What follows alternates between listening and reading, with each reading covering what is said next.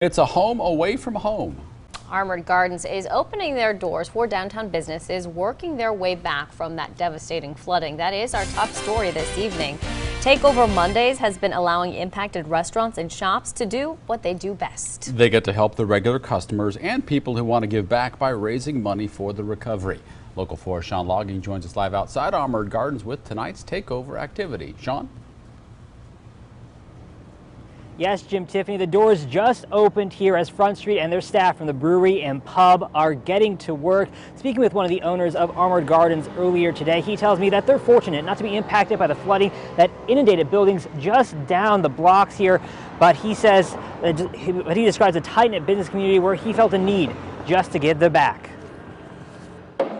This isn't typical.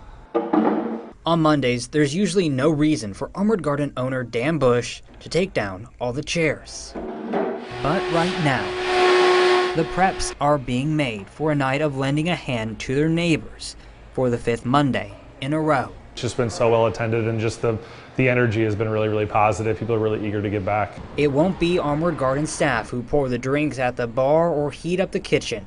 This Monday, it's Front Street's turn to make themselves right at home. 100% of the kitchen and 100% of the tips go directly to the business, and then 50% of the bar. So 4 weeks in, we've already raised almost $17,000 for local business. The Monday Takeovers is providing brick and mortar locations of restaurants and shops, most of which have been closed for well over a month because of flooding, a day to get back to work.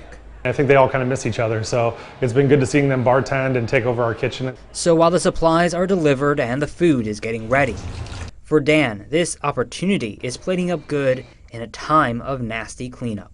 When you lose your job and you owe all these expenses, it's definitely a difficult process. Dan says this is a time to be a caring neighbor because coming together is how they'll all recover. We're all trying to bring back downtown. It's not just us, and if they don't succeed, that means I don't succeed. So I'm really eager to get them back. Dan tells me even though the water didn't reach up to their restaurant here, they still felt the impact of flooding slowing down their business, and that was on the heels of an already difficult winter. Armored Gardens is also supporting local brews with their 100 different taps.